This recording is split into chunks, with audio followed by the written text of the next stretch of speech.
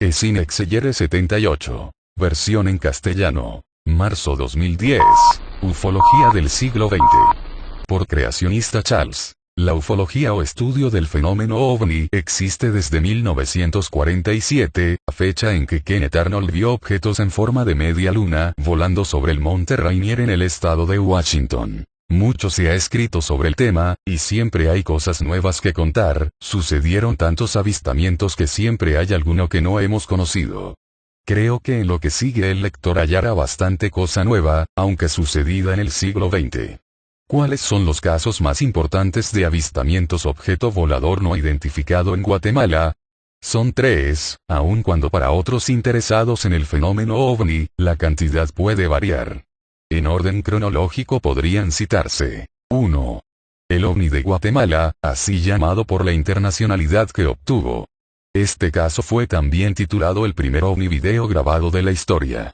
Los datos son los siguientes. Sucedió un jueves 6 de octubre de 1977. Camarógrafos de Canal 3 de televisión, realizando un comercial sobre la carretera Roosevelt, pudieron impresionar la cinta de video con la toma, hasta ese momento espectacular, de un ovni que viajaba de norte a sur. Eran las 10:40 de ese día, cuando de pronto apareció blanco y alargado. La toma duró 51 segundos y la velocidad del objeto fue calculada en 100 km por hora, siendo la del viento tan solo de 33 km/h, según el Instituto de Meteorología. Por su posición esa mañana, el objeto debió reflejar sombra por debajo, ya que la posición a esa hora de la mañana proyectaba este tipo de oscuridad en cualquier objeto. Sin embargo, no se observa tal fenómeno en la grabación, deduciéndose que llevaba brillo propio. Se hicieron muchos análisis sobre este caso al extremo que el Dr. Allen Ineg lo presentó en una reunión de Comité de las Naciones Unidas, 1979, debido a que para ese entonces este alto organismo recibió del Estado de Granada, la solicitud oficial de formar una comisión para el estudio de estos objetos. 2. El segundo es el titulado ovni de Xela. Este caso sucedió entre el 3 y el 5 de enero de 1996. El camarógrafo Oscar García en la ciudad de Quetzaltenango video grabó varios objetos no identificados sobre el cielo de la segunda capital en importancia del país. Miles de residentes fueron testigos del fenómeno, el cual sucedió también de noche. Los ovnis llevaban varias direcciones, pero principalmente de sur a norte, el viento soplaba al revés. Por 3 días la población vio pasar estos objetos y el caso mereció un trabajo documental en video, donde se aprecia la magnitud del fenómeno. 3. El llamado vuelo 510. Ocurrió el 18 de junio de 1997. Un ovni fue detectado visualmente por operadores de la torre de control del Aeropuerto Internacional La Aurora. Además por pilotos de por lo menos 3 aeronaves a punto de aterrizar o levantar vuelo. El radar del aeropuerto también lo detectó. Existe una copia de la conversación entre radaristas, operadores de torre y el capitán del vuelo 510 con dirección a Los Ángeles, California. El avión fue precedido por un ovni por más de 110 millas, hasta la frontera con México. Sobre este caso también se realizó un trabajo en videotape, disponible al público. ¿Por qué estos los principales? En todos hubo gran credibilidad de testigos, además de su alta capacidad de observación. También se suma a lo anterior la extraordinaria evidencia del video o la conversación grabada en audio, de todo lo que estaba ocurriendo. Caso 510. El análisis de estos casos fue sometido a un panel de expertos en distintas áreas y el resultado fue que se trataba evidentemente de no identificados. Urge cambio de terminología en la investigación del fenómeno ovni. Carlos Vilches Navamuel, San José, Costa Rica. En las últimas 5 décadas y de forma constante en todo el mundo, los periódicos, las revistas, los noticieros de televisión, los libros, las películas y hasta las mismas personas que han hecho investigación de campo, sea esta de tipo oficial o científica, han presentado al fenómeno ovni refiriéndose al mismo con términos como platillos voladores, ovnis, extraterrestres, etc. Estos términos utilizados después de los años 50 no varían mucho en la interpretación de las palabras utilizadas por los escritores y autores de los libros sagrados como son el Corán y la Biblia. La aparición de ángeles y nubes están por todo lado, la versión moderna los define como ovnis y extraterrestres. Esto surge por la necesidad de describir algo que no entendemos y nos vemos en la necesidad de utilizar neologismos para referirnos a ello. En estos libros que menciono nos encontramos con muchas otras palabras como son, arcángeles, diablos, jinas, dioses, potestades, querubines, incubos, súcubos, etcétera, etcétera, por mencionar solo unos pocos ejemplos. Todas estas palabras podrían ser analizadas una por una, en cuanto a su origen y significado, pero todas ellas fueron interpretadas de acuerdo al entendimiento y al conocimiento de una época específica y de sus circunstancias particulares. Y esto lo podremos encontrar y observar también si profundizamos más en otros libros y leyendas antiguas de cualquier continente. Lo que sí es cierto, es que existen unos hechos, donde la participación de otros actores que no somos nosotros los humanos, ha sido descrita y narrada históricamente y que de todo esto, la humanidad con todo el conocimiento y entendimiento que tiene, no ha sido capaz de catalogar hasta el momento de forma real y contundente estos hechos, por la simple razón de que estos actores no actúan a la vista del ser humano tal y como muchas de las personas quisieran. Sea esto por estar igual o más evolucionados que nosotros tecnológica o físicamente, o porque estén situados en otras dimensiones diferentes a la nuestra, y cuando me refiero a este punto lo hago interpretando la idea de que es posible que existan otras entidades que vibren en una frecuencia molecular diferente a la nuestra. La famosa teoría de las cuerdas nos podría estar dando una idea de todo esto. Y por no poder entender todos estos hechos, hemos seguido formando sistemas de creencia alrededor de todo lo que no nos explicamos, mismo motivo por el cual todavía hoy día se forman grupos de seguidores de personas que dicen haber tenido algún contacto con estas entidades llamadas extraterrestres. Es por esa razón que desde hace tiempo, cuando participo en seminarios, foros o congresos, aprovecho para hablar con mis colegas y les expongo mi inquietud sobre la necesidad de cambiar la terminología en el estudio del fenómeno ovni. Decir ovni, por ejemplo, es referirse únicamente a objetos voladores no identificados, y esto, en una investigación seria no dice mucho. Hablar que vieron a la Virgen o a un extraterrestre tampoco aclara un fenómeno, pero invita a las personas a pensar en un más allá por estar acostumbrados a que las creencias y sistemas religiosos podían tener las respuestas a cosas que desconocemos. Pero lo cierto de esto, es que no es así, ningún sistema de creencia le garantiza a usted que las palabras utilizadas por ellos para definir a un ente en particular es la correcta. Mientras no tengamos un conocimiento cierto de las cosas, no podremos afirmar que una entidad es un extraterrestre. En lo personal pienso que estamos muy lejos de llegar a entender todo esto. Yo empecé a utilizar un neologismo para definir a todas estas entidades hace ya muchos años. Apareció ese término nuevo en dos entrevistas que me hicieron el mismo día 22 de enero de 1994, uno en la Prensa Libre y el otro en el periódico La Nación.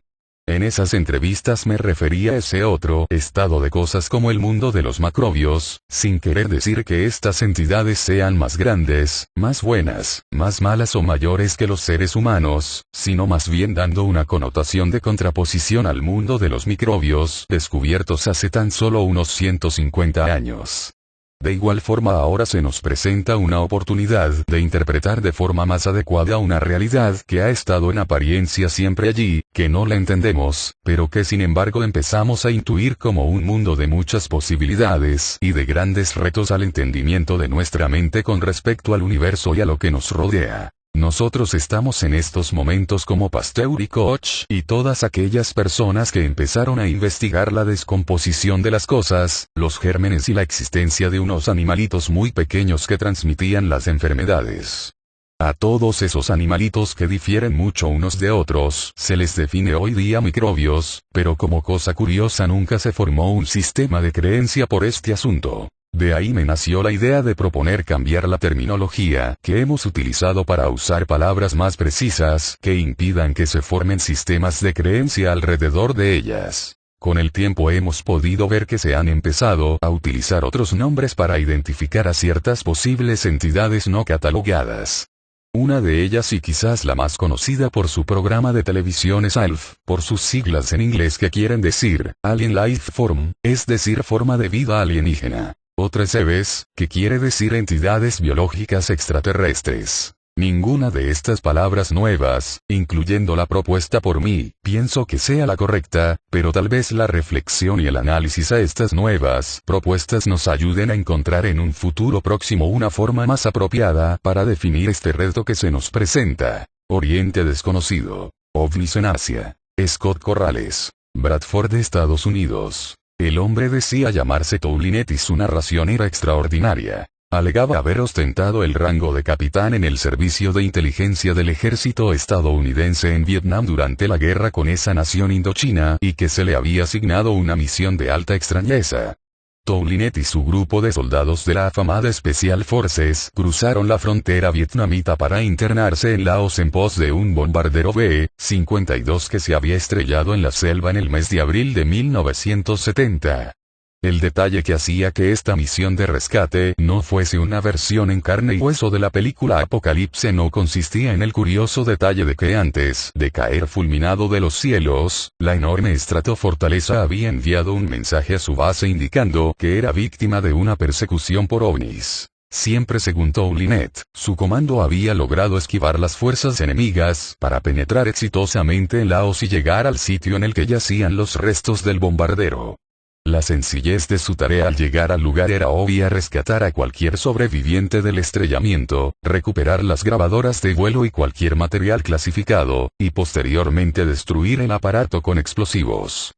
Pero los soldados no pudieron creer lo que les enseñaban sus ojos después de llegar al lugar indicado. El bombardero no se había estrellado. Al contrario, se encontraba intacto como si una enorme mano, en las palabras de Toulinet, lo hubiera agarrado a mitad de vuelo para colocarlo entre los imponentes árboles de la foresta indochina. Y esta imposible situación representaba un problema, ya que los comandos habían pensado internarse en un fuselaje resquebrajado por el impacto de un choque y ahora, no hallaban la manera de entrar en el colosal bombardero.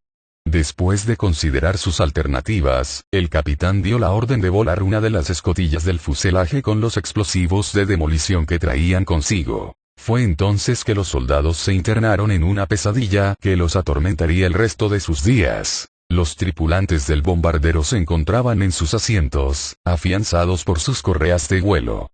Estaban muertos, pero terriblemente mutilados con una precisión que sería la envidia de cualquier cirujano. Azorados, los soldados descubrieron que a pesar de las horrendas heridas practicadas a los cadáveres, había poquísima sangre en la cabina de vuelo, como si el fluido vital hubiese sido succionado por un aparato desconocido. Pero la disciplina militar logró sobreponerse a los nervios y el comando del capitán Toulinet tomó fotografías de los cadáveres y logró recobrar los materiales de alta sensibilidad que eran el objetivo de la misión. Los explosivos colocados en el compartimiento de bombas del B-52 asegurarían la destrucción total no solo del aparato, sino de gran parte del bosque circundante. Los comandos regresaron a Saigón tras de ser evacuados de la zona por helicóptero y entregaron su macabro hallazgo a MAGV, siglas de la Military Assistance Command Vietnam, el principal mando militar estadounidense en el teatro de operaciones. En los 34 años que han pasado desde que Toulinet y sus hombres regresaron de su misión, el caso del bombardero derribado por ovnis y la mutilación de sus tripulantes se ha convertido en una manzana de la discordia de la ufología. El caso apareció mencionado por primera vez en el libro Extraterrestrial Among Us del autor George C. Andrews, Llewellyn, 1987, y posteriormente el investigador tejano Tom Adams comunicaría al mundo que el verdadero nombre de Toulinet era William English, hijo de un congresista del estado de Arizona, USA. La controversia perseguiría a English por muchos años debido a sus aseveraciones sobre la lectura accidental del informe Grudge 13, un grueso volumen de 625 páginas con fotos que presuntamente detallaba todos los conocimientos de los militares norteamericanos sobre el fenómeno OVNI entre 1942 y 1951 con datos acerca de la física que permitía el vuelo de estos extraños aparatos, su armamento, y extensos apuntes sobre la morfología de los extraterrestres capturados en distintos choques vivos y muertos. Pero lejos de internarnos en el pantano de las acusaciones sobre la realidad o irrealidad de los informes